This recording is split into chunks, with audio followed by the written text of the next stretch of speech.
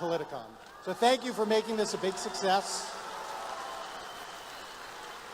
Your moderator, Ben and Cenk, are backstage. They've got their gloves on. They're ready to go. Your moderator, Stephen Olakara, he's going to come out now. He's the president of the Millennial Action Project. Are you guys ready for this debate? Let's do it. Stephen.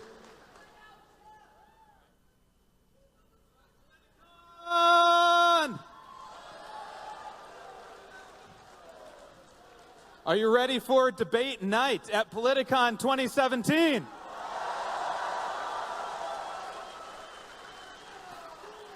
All right. Well, let's bring them out, the people you've been waiting for. First, editor-in-chief of the Daily Wire and host of the Ben Shapiro Show, Ben Shapiro.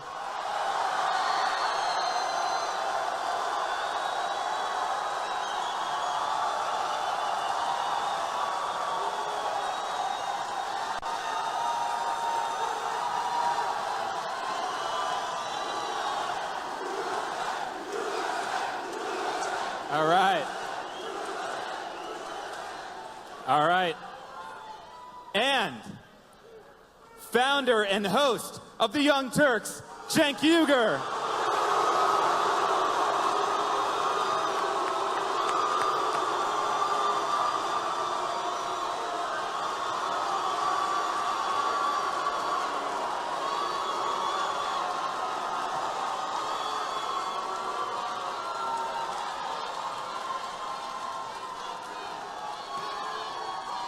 All right.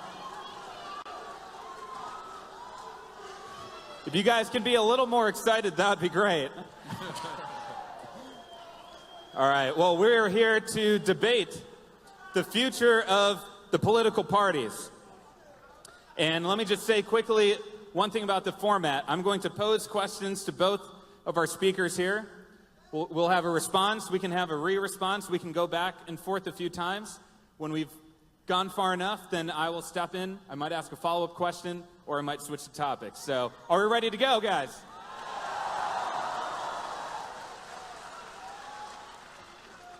All right, well, let's start with one of the topics in the news today, and that's healthcare.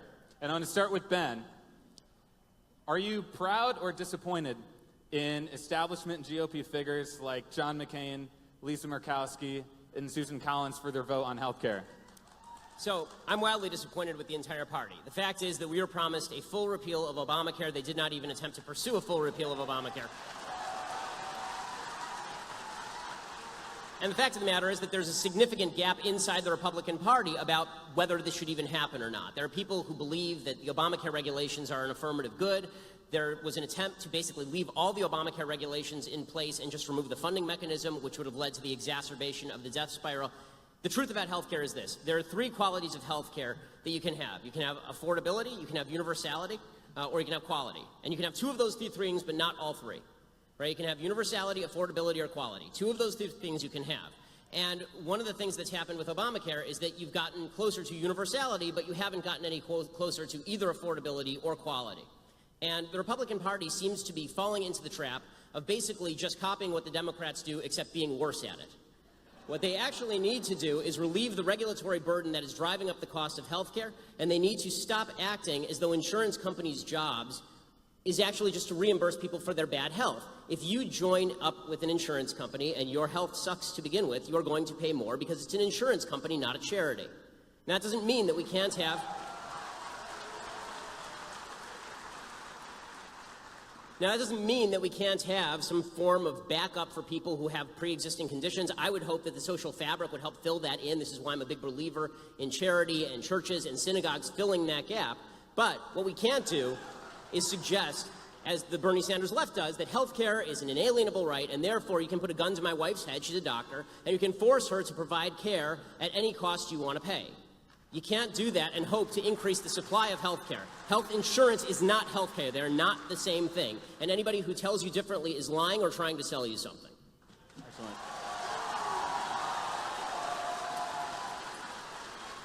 Cenk, your take on the health care vote. Great. Before I do that, first of all, welcome to the Thunderdome.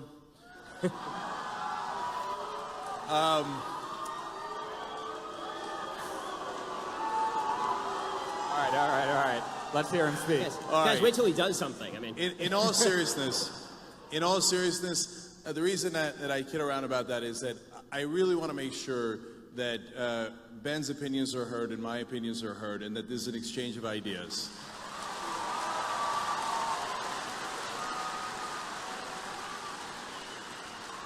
And believe it or not, there are some things that we do agree on, and what we won't be discussing those tonight. So on the issue of healthcare, let's get going. So the Democratic Party is incredibly proud that they defeated a bill that had 17% approval rating.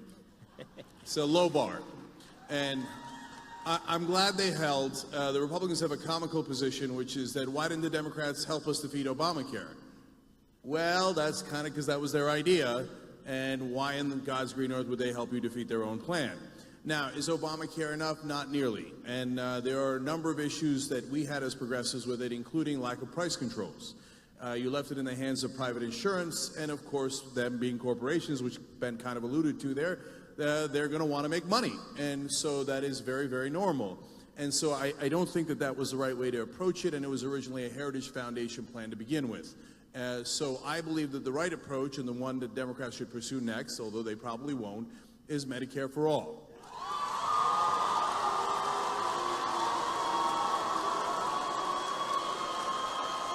So real quick, let me explain why. Medicare polls at 77% and actually accomplishes the three things that Ben talked about. It's universal coverage, it is affordable, and actually gives you good insurance. That's why it polls at 77%.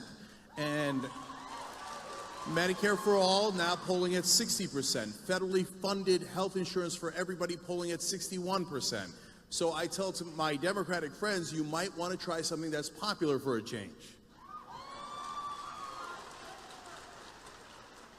So, and finally, like on the idea that, hey, listen, everybody can't get health care. Well, this is not like furniture, which sometimes you allude to, Ben. You could have good furniture, bad furniture. I've had it all, right? That's optional. If you don't have good health care, you die. And so I view it as not something that capitalism should deal with, and I believe in capitalism, and I think they make great sneakers, but something that is about equality of opportunity.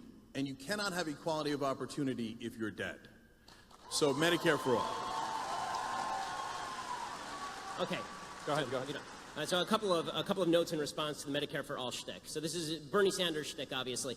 The problem with Medicare for all is that when people say that it's affordable, this isn't affordable to the person who has the Medicare. It is not affordable to the country. In fact, it is so unaffordable to the country that the state of California was a nut job leftist state, just refused to even pass Medicare for all because it would have immediately doubled the debt.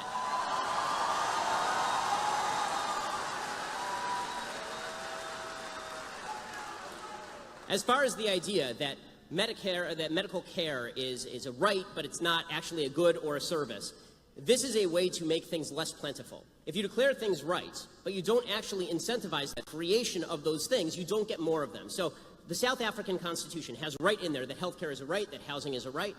The fact is that you don't have good housing or healthcare in South Africa because just declaring things rights does not make them appear. What makes more things appear is a market-based system that creates more doctors, that creates more medical care, that creates more incentive for people to join up. So my wife is a doctor. That means she has to go through 1,000 years of medical training, and we have to spend hundreds of thousands of dollars to make her a doctor. The idea that you're going to have the government come in and then dictate the sort of care that she should provide to each particular patient, and then dictate how much she should be paid for that care, is going to lead to a decrease in the number of people who are going into the medical industry, which decreases the level of care overall. This is why I say that it is better to treat things as goods than as rights, because declaring something a right just means that you have the right to steal it from me. But declaring something a good means that you get a market process that leads to lower prices and better care over time. And the big problem we've had before Obamacare is that it was already treated quasi as a right. You had it heavily regulated on the state level. It is continually heavily regulated. The idea that it's a completely unregulated market is absolute nonsense. The reason that you have employer-based health insurance in the first place was as a response to wage and price controls placed in the aftermath of World War II, and employers began giving health insurance as an actual good, right? They gave it as an actual incentive to their employees. If you had an actual individual-based health insurance market, you bought it just like you bought your car insurance, you would see more and better health care for everyone.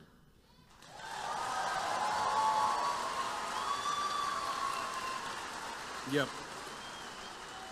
All right. So, Ben, I don't want to steal health insurance from you. I want you to be healthy. That's why I want Medicare for all. You just want to take my money and my wife's services. So, Republicans frame taxes as stealing. That's preposterous. So if we don't have taxes, well, we can't do all the things that we want to do as a community. Now, there are some things that we just talked about that we don't want to do as a community, we want to do as individuals. In fact, the things that we want to do as individuals are much greater. That's why we're a mixed economy, but largely capitalist. And I agree with that. And I run a small business myself, getting larger every day. So, but there are some things that the government should do. They should do the military, cops, roads, bridges, and yes, education and health care. That's because, conservatives seem a little confused about how health care works. Paul Ryan had a whole press conference about this. Ben a little bit alluded to it there. They're like, oh my God, it turns out the healthy subsidize the sick. Yeah, that's insurance. That's how it works. It's like the people with that are not getting into accidents are subsidizing the accidents. Yes, that's car insurance. That's how insurance works. And yes, taxes work in that we all decide we're going to do X, but we're not going to do Y. And I think it is fair for society to say that, yes, we are going to do health care for everybody. Everybody. We're not going to leave 20 million people uninsured. We're not going to leave 30 million people uninsured. That's not what we do in a civilized society.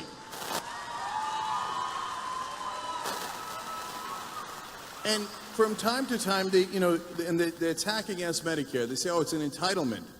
Yeah, we paid for it through payroll taxes our whole lives. You're goddamn right we're entitled to it. Because we paid for it. We paid for it. And so when you take out the middlemen of the insurance companies that put their profits in there, that put their marketing in there, that put their lobbyist money in there, that means more savings for Americans. And so finally, the idea that it can't be done is preposterous, since every other Western developed country does some version of single payer. It obviously can be done. And it is done at lower rates and better coverage. So let me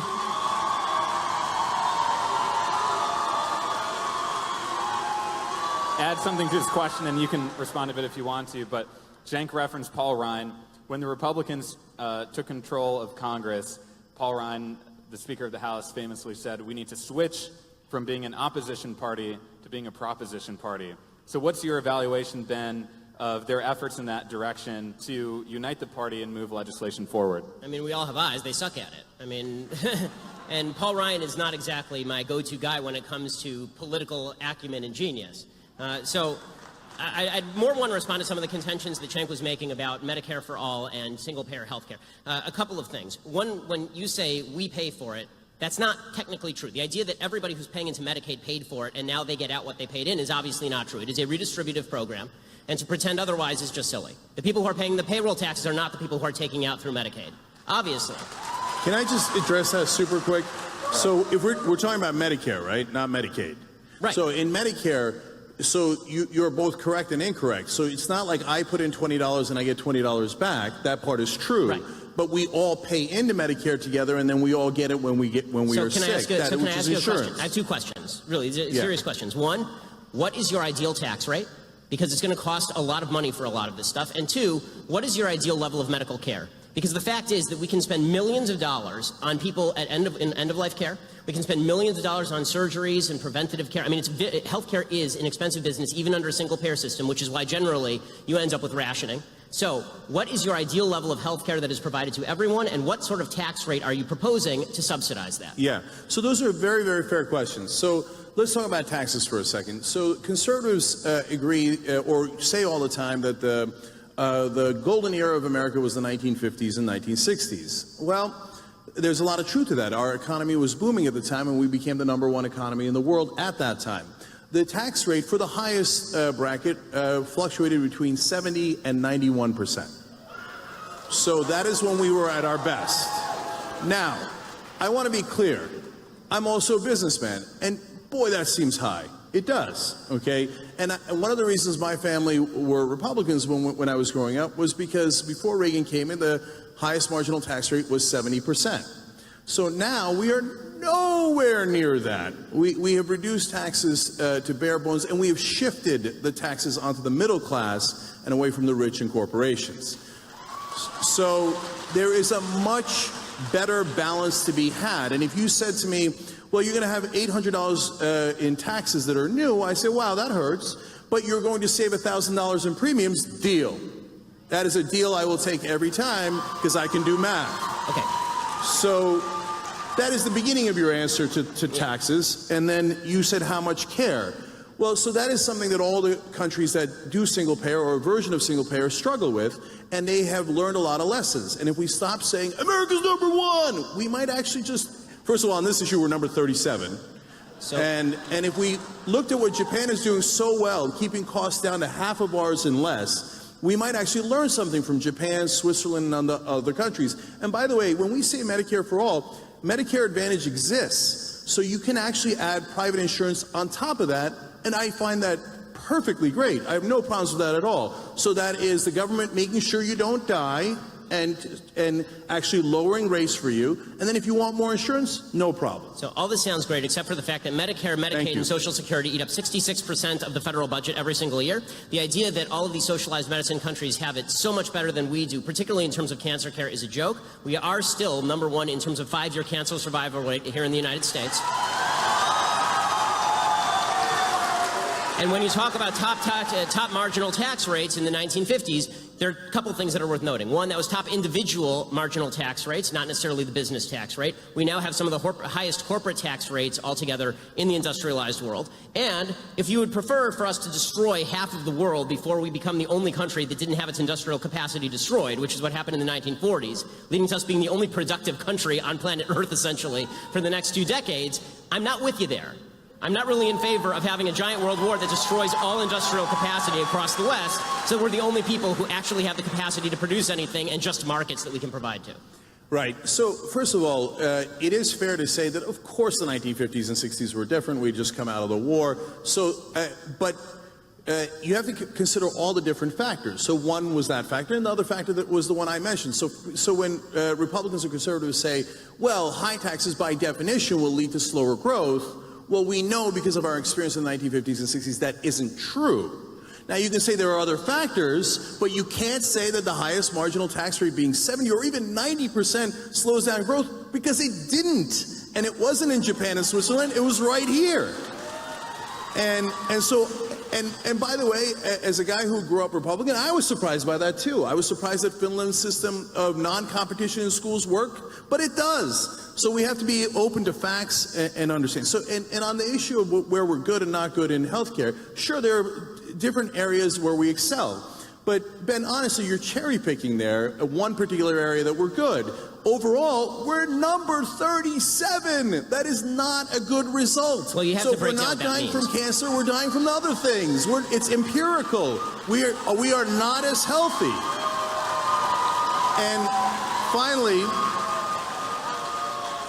And finally, this idea that corporations are paying the highest tax rate is both, again, true and untrue. The part that it's true is, hey, there's a rate of 35%. The part that's not true is they don't actually pay that. There is giant loopholes. And they've got $2 trillion sitting offshore, and they won't bring it in. And the reality is that if you look at the taxes from the 1950s, corporations used to pay about a third of our taxes, about 33% of the taxes overall. So they did their fair share, and that is fair. I don't want them paying all of it, but I want them paying a reasonable amount. Now, the share that corporations pay of taxes is down to 10%. You see what they did there? They did wealth redistribution. They took your wealth and redistributed it to them. Okay. Ben, I'll let you respond to that. Yeah, one more quick point, and then Sure. I'll be done with this, because we can do healthcare for 8 hours here. But two things. One, I'd like to know which tax deduction, when people say tax loopholes, a tax loophole is just a tax deduction that's available to everyone, and some people take advantage of it and some people don't. I can't take advantage of certain corporate tax deductions because my business isn't in those businesses, for example. I'm sort of with you in the sense that I'm not in favor of tax deductions. I'm in favor of a lower tax rate and get rid of a lot of the tax deductions because I think that it's ridiculous that we have people gaming the system. That said, I'd like to know which tax deductions you'd like to do away with. And I'd like to know also, when you say that corporations pay 10% of the taxes, right, and individuals pay the other 90%, okay, so that means the taxes are still getting paid to a higher rate than we ever have in our history in terms of the tax revenue to the government. The amount of tax revenue to the government right now is trillions of dollars every year. And final point here. You elided this question by saying we can learn stuff from Japan. The standard of care is the entire question when it comes to single-payer health care. That is the entire thing. If people felt like they were going to get the same access to care in a single-payer health care system as they did in a system where they can pay their own way, then we would have no controversy here. But the fact is that rationing is mandated as soon as you start having the government run the healthcare system and decide what level of care people get. So I don't want anyone deciding what level of care that I can get. I don't want anyone else to. They don't care about me. They don't know my child's name. They don't know my name. All they know is how much I cost. I mean, Ezekiel Emanuel's at least honest about this. Ezekiel Emanuel comes out and says, listen, I want to die at 70, right? I want to die at 80. That's fine with me. I'd rather die at that. Well, that's good for him. But if I don't want to die at 80, or I don't want my father to die at 80, it's none of his damn business.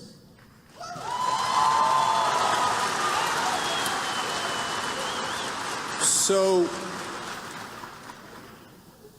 when you say tax revenue is at its highest point, now you know that that's misleading because everything economically is at its highest point, meaning that we have a lot more people in the country than we did in the 1950s and 60s, so hence we are collecting more overall taxes.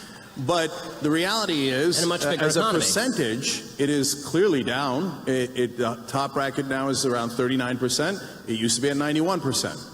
That's inarguable, right? But our economy is significantly larger than it was then, and part of that is because of reductions in taxes over previous decades. Well, we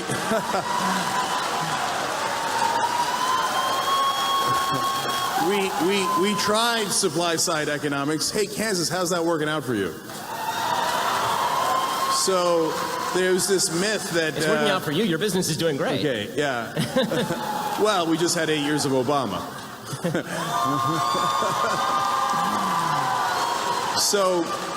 So the tax rate is clearly lower for the richest people in the country. It is clearly lower for corporations, in effect. It is, and so to say that it's a record collection is misleading.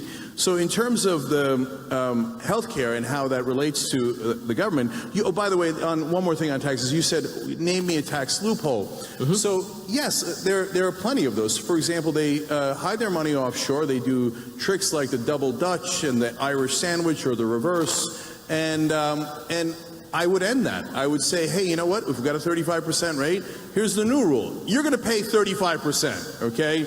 And you're not allowed to hide your money. I don't care if it's in the Cayman Islands. We're going to make that illegal, Mitt Romney. We're going to make it illegal, okay?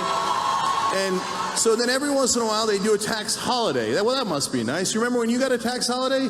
I don't remember getting a tax holiday. No, that's only for corporations who bribe politicians. So they brought that rate down from 35% to 5%. And they said they were going to create more jobs. Color me surprised when it turns out they didn't. They offshore taxes. They took that 30% extra, put it in their pocket, gave it to their executives, and created no new jobs. Because that's how it works if you just trust corporations to do the right thing. Corporations are not evil. They just want to maximize profit. That is what they're built for. So please don't be naive and be like, no, but the corporations will look out for our interests. No, they look out for their bottom line. Well, I mean, and finally, just last quick thing, sure. Medicare Advantage. You keep saying rationing health care, but Medicare gives you the bare minimum, and people seem to be very, very happy about it given how well it polls. But you can do Medicare Advantage and get more. I want you to be able to do that. If you're incredibly rich and you want every kind of treatment, I don't want to deny that to you. Get Medicare Advantage. So yes. Ben, let me just ask if you can respond to that too. The problem is when you pay a higher tax rate throughout the course of your life to pay for all of the Medicare that you are talking about, you don't have enough money to pay for Medicare Advantage in many cases. And as far as this idea that, you know, corporations they don't have any of your interests at heart. You are a corporation. TYT's it's a corporation. You have 80 employees. I assume that you're not just a greedy asshole, and that you actually would like to help your employees from time to time. And you just talked about how under Obama, everything got better with your business. Well, under Obama, he didn't radically escalate taxes. Okay, there was not a radical escalation of taxes under President Obama. And finally, when you seem to be identifying a higher tax rate in the 1950s with higher level of growth. So if that's the case, why not just tax everybody at 100% and we can have massive growth from here to eternity? And let me just ask, since we're talking about taxes, do you think we'll see tax reform in the next few months here? Okay, so let me try to address all that in your question as well. So just real quick, look, guys, I said it however many questions ago. Of course, you have to find the right balance on all of these issues, including taxes. So I never said there's no end to how much you can. I'm just asking why, though. Yeah. So this leads to wait a minute. This leads to big government versus small government. You're asking me what the ideal tax rate is, and then you did a straw man there for a second and said it should be 100%. I never said that. No. In fact, I said no. You said the economy. Let me understand what you said the economy grew faster when the top marginal tax rate was 91%. So I'm asking you, why shouldn't the top tax rate or all tax rates be 91%? You seem to be identifying a higher rate of growth with higher taxation. So I'm asking you, on principle, you keep talking about the glories of a mixed economy. So now tell me about the glories of capital. I've heard about the glories of high tax rates. I've heard about the glories of government-provided health care. Now tell me some of the glories of actual capitalism, which is the basis for all the things you're talking. Tell me why it's good. Right. So now, look, when I use the example of the 91% and the 70% to give you a sense of that. I was surprised, and you'd be surprised to find out that our economy was booming in those times. That's not to say that that is the right tax rate for us today. And so the exercise of finding the right tax rate is, guys, try to follow along, okay? It's called logic.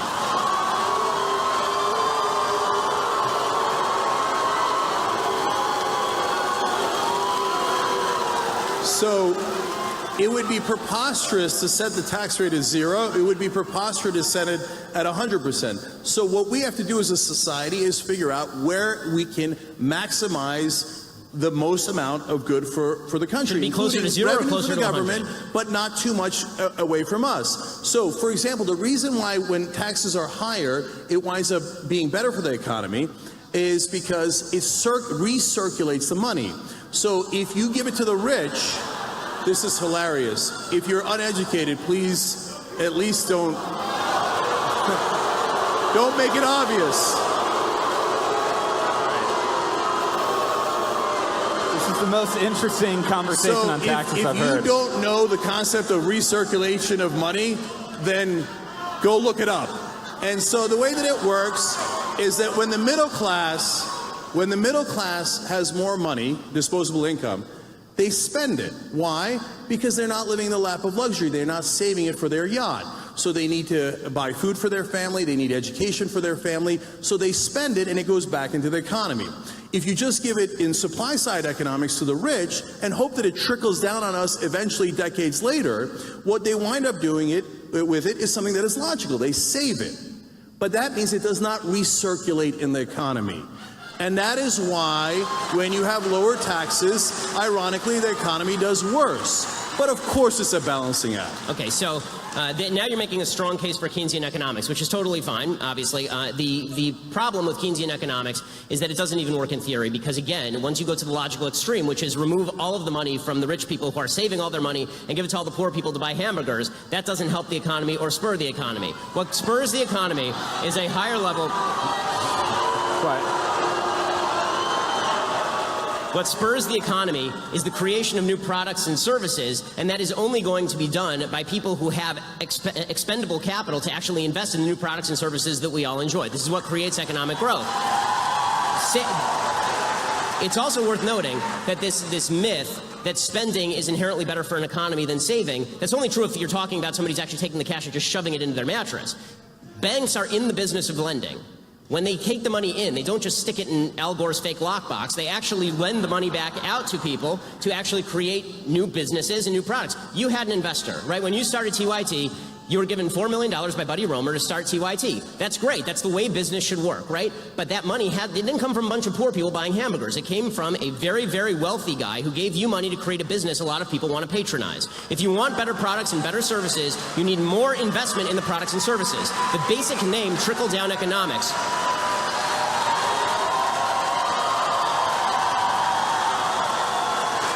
The basic name trickle-down economics is not something that any conservative even proposed. It's a leftist revision of what economics actually is, because you're not giving me the money. It was my money in the first place, created through voluntary transactions that I had with others. I've not stolen money from anyone, neither have you. And the idea that money has to be forcibly taken from you and handed to somebody at the bottom end of the economic spectrum to somehow jog the economy, that may jog McDonald's, but is not going to jog all of the creation of the products and services that make all of our lives much better today than they were 30 years ago in terms of the stuff we have access to. Cenk, I'll let you respond to that briefly, and then we'll switch topic. Yeah. So I'll try to answer that as briefly as I can, and then I'll go on to your questions. So when you talk about, hey, the banks they're not going to just keep the money, they're going to put it out and lend it to people, unless they decided to do their own investments, which is what they did because we repealed Glass-Steagall. So it's not as simple as, oh, I have money, so then I will now utilize it or I'll lend it out. So that is way oversimplistic. Speaking of oversimplistic, to say that, oh, well, they'll go buy hamburgers with it, come on. You were the one who said So food. the middle class is struggling right now, and we've turned this into a Walmart economy where people are getting $7.25, and that if you're getting around $10, I think that's about $15,000 a year. So that is serious pain and difficulties. So if you give those people money, it's not like, I just want to go get a hamburger. No, they have to eat. Desperately need that money, and yes, they will spend it all back into the economy. So that's an economic fact. And so. And Ben, for the 88th time, we have to find a balance where you have provided an incentive for people to save and invest, and you have provided an incentive for people to be able to put money back into the economy and to be able to live. And taxes is not stealing from you. So you're right, I run a business. So in order for my employees to get to my company, you know what they have to do? They have to drive on roads. Okay, so it's not stealing from me to build that road. That helps my business. They had to go to school. The fact that they went to public schools allows them to work for me. All these things are things that I benefit from. I didn't build that company by myself. Every single person that works there helped me to build that company. And that's what it means to work together. So to answer Steve's question finally, look, what is this Congress going to do on tax reform? And Ben and I disagree on this too, because we just talked about it a second ago. And this is just political prognostication, but I think that the Republicans will definitely pass tax reform. And the reason I say that is because the Republican Party at this point is completely dependent on their donors. And by the way, don't get me wrong, the Democratic Party is also largely dependent on their donors. I think the Republicans are a tiny bit more corrupt. But so I think that their donors are going to demand those tax cuts. And if I am right, and we'll all see this, because it's something that's going to happen later, not something that has happened, they will do everything. They will move mountains to make sure that those rich donors and corporations will get their tax cuts. Okay, so this is an interesting case where I say to Cenk's prognostication from his mouth to God's ears, and he says about mine from my mouth to God's ears, because I don't think they're going to pass anything, because I think that there's a high-level incompetence inside the Republican caucus, and it's pretty fractious.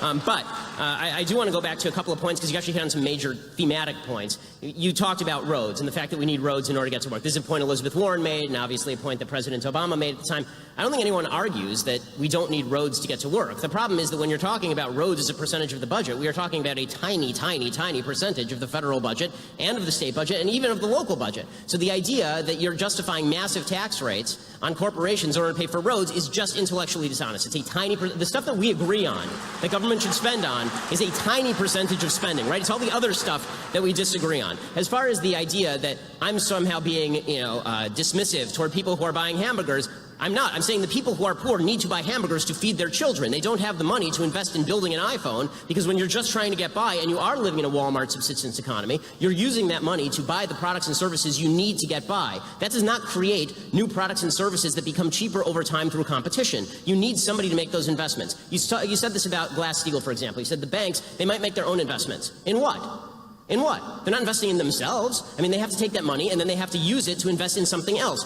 Places like Apple, some that fail and some that succeed. This idea that banks are somehow evils is just not the case unless you are talking about them working in Congress. Here you and I agree, working in congruity with a Congress and with a legislature that is attempting to give them kickbacks. Both you and I agree on this. So, and finally, as far as the idea that Republicans pass tax cuts because they're beholden to their donors, okay, and Democrats pass tax increases because the unions give them hundreds of millions of dollars every year, and I don't see Democrats complain about this. So, you got me there. The unions give money to the Democrats. Am I angry about that? I mean, does it upset you as much as, you know, bankers giving money to Republicans? No. The corporations give way more than the unions. So it depends which corporations. That's okay. That's not That's really okay. true. Look it up. You can Google it. It's really easy. Do I object to taking out union money from politics? Hell no, I don't object. Take it all out. Take the union money out, take the corporate money out, take all the big money out. They're supposed to represent us and not the donors, no matter who the donors are. So, in terms of the question that you asked, Glass-Steagall, well, aren't they investing in things? No. I have a literal answer for you. Oftentimes what they do is financial derivatives. In fact, that's the majority of what they do. And financial derivatives is simply gambling. That's what crashed the 2008 economy. And what is so damaging about the removal of Glass-Steagall is now they could do their financial derivative gambling with depositor money. Boy, isn't that nice. They take your money and they gamble with it. And if they lose, well, that's a sad day for you. But if they win, they keep the profits. You know what that is? That's privatizing the gains and socializing the losses. So it's not that the banks are evil. Of course they're not evil. It's just that they're driven to make more money. Of course, that is the whole point of maximizing profit. So if we say, hey, banks, you're allowed to go and buy politicians, although the Supreme Court would say, no, they're just talking to them. They just gave them billions of dollars. They're just having a conversation, right? Just because they gave them billions of dollars, do they want something in return? Of course they want something in return. And that's our money. So what they got was laws passed by politicians to remove Glass-Steagall, and yes, Clinton and Gingrich, yes, both parties are guilty on that, but now the Democrats want to put it back and the Republicans don't, and they took our depositor money and they gambled with it. And if you thought if you gambled, you get to keep all the profits, and if you lost, it didn't affect you at all, you would probably gamble a lot of money too. And you would take a lot of risk until you crash the economy, and that's exactly what happened. Okay, so Ben, let me just add one piece to this question. You'll respond to it too. You've talked a lot about the corruption in politics, and a core part of the Trump campaign was railing against the establishment, which he thought was corrupted, and a lot of the big donors were initially against him. So which way is the Republican Party going to go on this? Is it Trumpism and the grassroots movement, or the establishment? Well, I mean, when it comes to money in politics, I think that breakdown doesn't really hold. I mean, the fact is that President Trump, during the campaign, talked routinely about how engaged in putting money into politics. So, I mean, this is a game that a lot of people are playing. It's kind of a weird question. But as far as the idea that all money should be out of politics, here's the problem. Okay, TYT, we both have corporations, and we expound upon politics every single day. And we motivate thousands of people, right, every day on both sides of the aisle. That is effectively an in-kind contribution. Now, you campaigned with Bernie Sanders. Did you do it because you expected? That's fine. Did you do that because you supported Bernie Sanders, or did you do that because you expected some gimme for TYT in return? I assume you did it because you supported Bernie Sanders, right? Yes. So, okay. So, the point that I am making is to attribute to everyone else bad intent when it comes to political spending in politics, but to yourself, it's totally fine. And when it comes to other media entities that give in-kind contributions on a regular basis through their coverage, this is when the New York Times, which is biased to the left, spends an inordinate amount of time and money reporting on Mitt Romney's idiotic stories about how he was in high school and cutting a gay kid's hair in 1932. If you're saying to me that that is less impactful on the political sphere than a corporation, which is a group giving money to a political candidate for purposes of supporting that candidate, I fail to see how you can say for yourself that you are innocent in this, but everyone else is guilty. I don't believe that. Either everyone's guilty or everybody is innocent, or if you can find the actual cases of guilt where there's a quid pro quo, then we agree. That's prosecutable, right? Yes. So, Other point. When you talked about the 2008 economy, you talked about Glass-Steagall and how this led to the crash. The real reason that the crash happened had far less to do with Glass-Steagall. I opposed the bailouts, by the way. It had far less to do with Glass-Steagall than it had to do with the fact that the federal government was actively promulgating the notion that corporations should give subprime mortgages to people who are not qualified as people who could take out loans. This meant that, as you say, corporations are not inherently conservative, they're not inherently free market, they're inherently profit-driven. So if they felt that they could give a bunch of subprime mortgages and this would inflate the real estate prices, and if things went wrong, they just foreclose on the nearest house, and the market just keeps going up and up and up, and they can just, as you say, turn these into derivatives and sell them on the open market by pretending that these are all good loans because they have government backing, then of course you're going to get an inflated, overheated real estate market. But the question there is not the workings of the free market, it's the combination that you like in a mixed economy, that I hate. Okay, I hate mixed economies in the sense that I don't believe that capitalism and socialism should be mixed, that corporatism is the solution. Okay, what you're talking about is corporatism. You're talking about Glass-Steagall, which freed the getting rid of Glass-Steagall. It freed the corporations to invest in a free market manner, but also they gave a bailout to all of these corporations by essentially incentivizing them to give a bunch of bad loans, knowing that if things went bad, then all the losses would be socialized. The problem there is not the free market. The problem there is a government that is acting as a backstop for bad decisions in the free market by profit-driven corporations.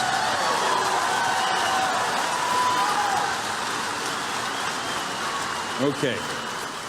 All right, I love that. There was a lot to respond to there, so let me try to take it one at a time. So first off, I love the idea that the government made the banks do the subprime mortgages, and golly gee, the government twisted the bank's arm, and they made billions upon billions of dollars. Oh man, oh don't make me make another billion. Don't make me make another billion. No, they did those. If they thought they were going to lose money off of it, they would have a fiduciary responsibility not to do it. I agree. Okay, it was. They were not forced to make billions of dollars. They were not forced to then have us bail them out. Right. They did all of that because there's legalized bribery in America. Right, because the government was giving them money. Correct. So now let me address that. You say, well, what's the difference between your speech and their speech? Mine is actually speech, and theirs is money. So there's a giant difference. But you spend money on your speech. First off. So they say, no, Supreme Court says, no, money is speech now. No, money is property. It's not speech. And so if money was speech, well, then if you go to a hooker and you say, oh, no, officer, I was just talking to her. Okay, money is not speech. So, for example, to give you a sense of it, to compare me saying I like Bernie Sanders and you saying whoever you like is the equivalent of this is obviously nonsensical. I believe it's obvious. So in a recent five-year period, the top 200 corporate givers, they both in donations and in lobbying spent $5.8 billion. Okay? So that is not the same thing as me saying, hey, I like what Bernie's saying about college and Medicare. And when they did, why do you think they did? It was not because, hey, they genuinely like Bernie or Trump or Hillary. Because in return for that $5.8 billion, they got $4.4 trillion in government subsidies. So, which leads to, I actually think, the biggest point here, the difference between big government and small government. So a lot of times conservatives say, oh, you guys like big government. That's not true. So let me explain. If I ask you, hey, you got a plumbing job, what would you like, big pipes or small pipes? I don't know. What's the job we have? It depends. It's the same thing with the government. Okay, what size government would you like? I don't know. What's the job we have? So to say big government or small government doesn't make any sense. So, for example, do I want a big government that invades Iraq? Hell no, I don't. No way. And Ben, you were vociferously for the Iraq war, so in that sense, you loved big government. Couldn't get enough of it. And I could go on and on and on. Republicans say, no, no, no, we don't like big government, but we'd like to be inside your uterus.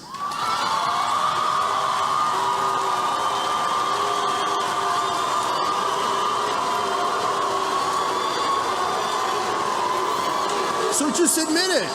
It's no problem. Just say it. Say, I love big government. It's okay. So you're talking about when you like tax, when you're rich and you want tax cuts. Oh, no, I don't want big government. I want small government. But when it's convenient for you and you'd like oil subsidies and you'd like wars and you'd like to meddle in people's private lives, then you love big government. Okay, I need to respond to some of that. Yeah, definitely. Okay, so first of all, I'd like to point out that Cenk's big government, small government dichotomy was proposed by you, not by me. I talk about the proper scope of the government's involvement in particular areas the same way that you do, and we may disagree on all of that. My point is that overall, if you're talking about the level of government spending, it needs to go down, and you believe that it really needs to go up. Okay, so it's disingenuous. It depends. It's not on war, does it? No, but overall. Not on the war on drugs. Cenk, not on so many of those wasteful programs. It depends. But let me. Overall, you want the finish. federal budget increased. Overall, I would like the federal budget decreased. To pretend that this is not true is to lie. Okay, and when you suggest that there is no difference between, we just have different visions of what the government should cover, these things cost different things. Okay, the war in Iraq was very expensive. You know what's more expensive? Social Security, Medicare, and Medicaid. All of these are vastly more expensive than the war in Iraq and Afghanistan. We paid into it. Now, as far as this, again, going back to this idea that, again, I don't like this big government dichotomy any more than you do, in the sense that you say, well, it's big government for the government to get inside people's wombs. And I say that it is the government's job to preserve life, liberty, and property, and one of those things is life.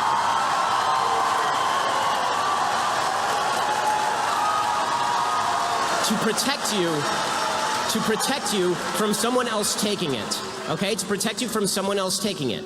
Now, when it comes to the idea that all money in politics is bad, again, I ask you, final question, final point on, we're going through 10 points at a time here, but final point here. When you say money in politics is bad, again, I ask you, Buddy Roemer gave you $4 million to start TYT. What did he expect in return? Should he not have given you money? Was the money not speech? It was just money, after all. It's just like a hooker, I assume. So are you the prostitute? How did this work?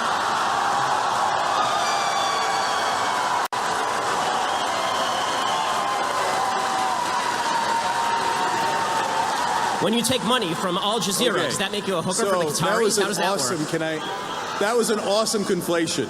Okay, we were talking about money in politics and how money is not speech when you give it as a campaign donation, and you turn it around to a business investment. In a business investment, it has nothing to do with speech. Money is money. They gave us an investment, because they believed in our business. That has nothing to do with politics. That's great. And you think the government is in the business of regulating business. So if the government is in the business of regulating business, what would be the problem with the government telling Buddy Roemer he is not allowed to invest in your business? No, those are two different issues. No problem. No, one thing is to say, hey, let's set reasonable limitations on what can happen around elections, which is, again, what most developed Western countries do. And they have different versions of that rule. There's ads you can run, you can't run ads within a certain period of time, you have public financing versus private financing. Those are rules around an election. That is a completely different issue than the government saying randomly you can and you can't invest in businesses. Why? So you're conflating those two issues that have nothing to do with one another. Why? So let's just what does why mean? Because it's you believe in education, so why don't you believe in healthcare? Because it's a free country, and I get to spend my money wherever I damn well please. All right. So as we're coming to the close here, we're going to do one more. I got to ask him. All right, very quick. You damn well please. Okay, so when the Koch brothers or Bloomberg or Soros puts in hundreds of millions of dollars into elections, you think, well, I just do them because they're good guys and they damn well please buying all those politicians. Or you think, no, the politicians would never be affected by hundreds of millions of dollars in legalized bribes. Okay. And you can't just spend your money anywhere you want. Of course there are rules. You can't bribe people. Right. There's many things you can't do with your money. And one of those should be bribing politicians, but we made it legal. Cenk. So I'm curious what your opinion on that is. Do you think that they're just golly shucks, they just mean well? And Cenk, you're a lawyer, so you know that bribery requires two parties to the bribe. If I give money to a politician, there must be something in return. If there is no quid pro quo, there is no bribery. You think there's nothing in return? Well, you think the politicians don't do those favors? I think very often there is something in return, but I want you to point me to the things that are in return, not just say that all spending on politics ought to be forbidden except for the Young Turks. No, that is of course not what we say. If you want to get money out of politics and then you said the Young Turks cannot donate money to politicians, I'd say, of course, that's the whole point of getting money out of politics. Wait, so so this idea that Come on. It's so disingenuous. Even if you're a Republican and you're a conservative, you think there isn't crony capitalism? You think that $4.4 trillion that went in subsidies, Final is it question. because they got campaign donations? You know it's because they got campaign donations. Cenk, okay, final question. This is going to be the last word on Final this. thing here on Last this, word. okay? Final question on this. So, Young Turks is super successful. We have 80 million uniques. It's wonderful. Do you think Bernie Sanders would care more if you gave him $10,000 or if you dedicated your entire network to kissing his ass for an election cycle?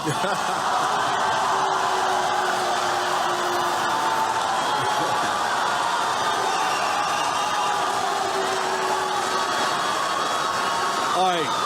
So, two things about this. First of all, I think you and I will agree. That what we did in praising some of Bernie's programs, a lot of Bernie's programs, but not all. For example, I disagreed with him on guns, and I thought Hillary's education program was slightly better than Bernie's. And by the way, I agree with Republicans on the Export-Import Bank. So it's not blind allegiance. That is not what we do, not remotely, okay? Second of all, I think you'll agree with me that the mainstream media kissing Hillary Clinton's ass for 2 straight years was a much bigger problem. Would you outline? Now, the distinction that you're asking for, and now I've answered, I think, 4 times is, one is speech, and by the way, protected, you said life, liberty, and pursuit of happiness. I think we all agree to that. I got a big applause line. I also agree.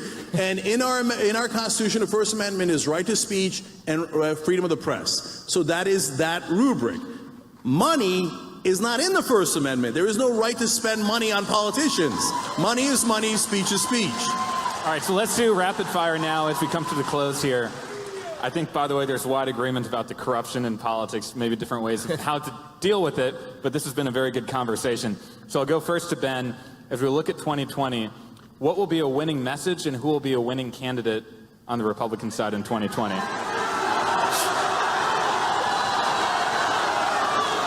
So, I think that the greatest ally that the Republicans have is the incompetence and stupidity of the Democratic Party. The 2016, in fact, I have a feeling that Cenk actually might agree with me on this, that 2016 election, Donald Trump became president of the United States, right? Hillary Clinton was the worst candidate in the history of mankind. And that had, so, you know, the Republican message I never thought was a particularly losing message. I just think that what we have right now is such a polarized politics that it's going to be very difficult for anybody to pass anything in this climate. I also think that what we have almost a reactionary feel on both sides. Like, what I like about this debate is that we're actually talking about ideas, which is actually pretty rare in this sphere. Well, what's become more common is that on the left, there's this retreat to intersectionality as an identity politics. This idea that if we can cobble together a group of people who are feeling victimized by American society, you know, we have black people and we have Hispanic people and we have women and we have gays and lesbians and transgenders, and they all feel really bad about how American politics is going. And if we push that notion, we can create a coalition that will be a brand new coalition never before seen in American politics, and that requires a woman to run, or that requires a black woman to run, or that requires a minority to run. If they do that, then what you're going to see from, and I think in an equally nasty way, from the right is a response that says, okay, well, if you're going to do identity politics, you will see some white identity politics from the right, which I think is really negative. I don't want to see either of those things. What I would like to see is the Democrats campaign on the bigger, on the stronger involvement of government in your life and higher taxes program that Cenk wants them to campaign on, the Bernie Sanders, Elizabeth Warren program, and I would like to see the Republicans campaign on my program, a smaller government, libertarian program that says the government should get out of our lives as much as humanly possible. All right, and for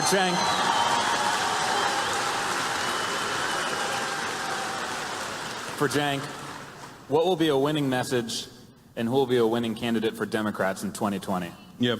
So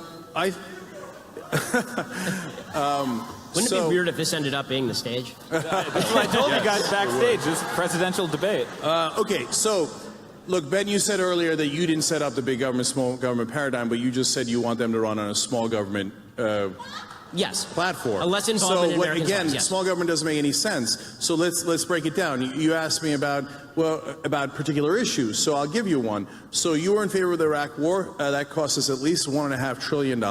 Then people turn around and say to Bernie Sanders, well, I mean, college for your kids are middle class. That's unaffordable. That's way too much money. You can't do that. That costs $75 billion a year. First of all, college for your kids, you know what that's called? That's called the American dream. And for one Iraq war, for the cost of one Iraq war, we could have gotten 20 years of free college for all those kids and the American dream.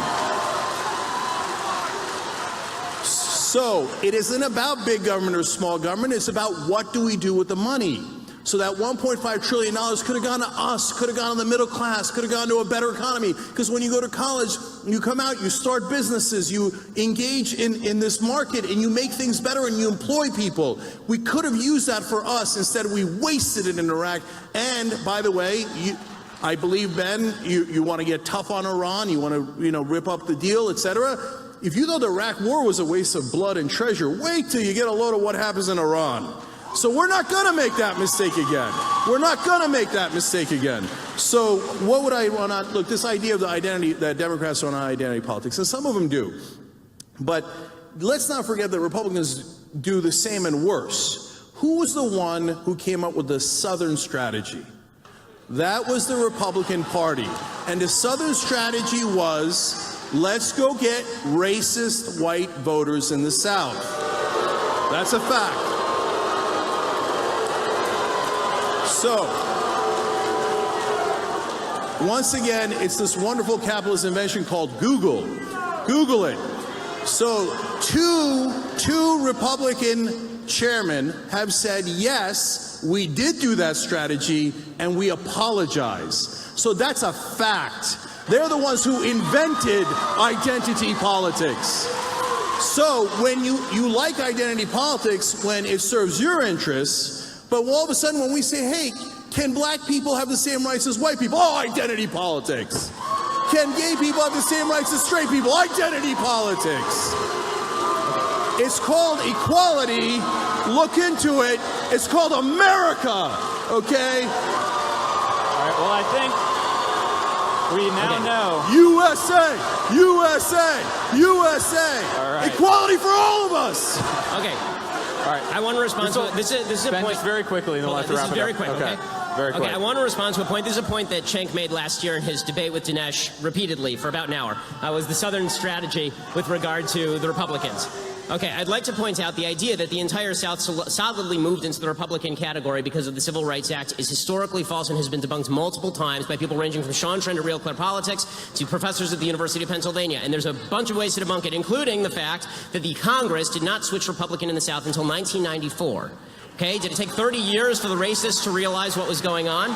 21 senators from the South were Democrats. How many of them became Republicans after the Civil Rights Act? The answer, 1. The other 20 stayed Democrats. In 1952, Eisenhower did not win a ton of the South. Eisenhower did win, however, 7 states in the South in 1956, after he sent federal troops down south. The reason that the Republican Party started to win in the South, it began in the 1950s, not after the 1964 Civil Rights Act, and it was largely due to the movement of industry down south. It was new fringe members of the Republican Party, younger members of the Republican Party, who switched over to the Republican Party in the South, not old Democrats, who remained old Democrats and are still old Democrats today.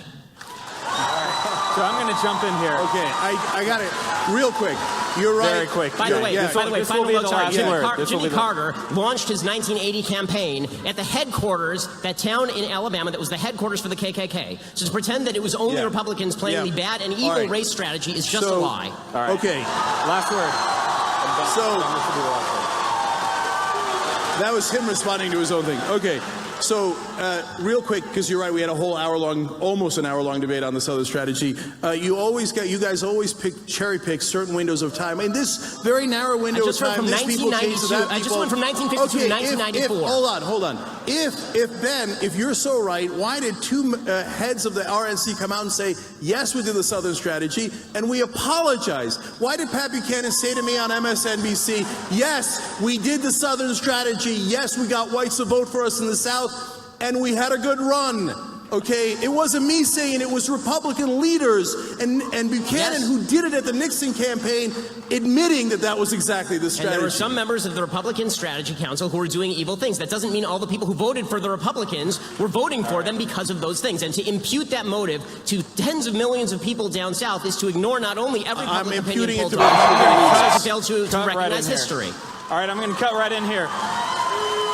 So, first of all,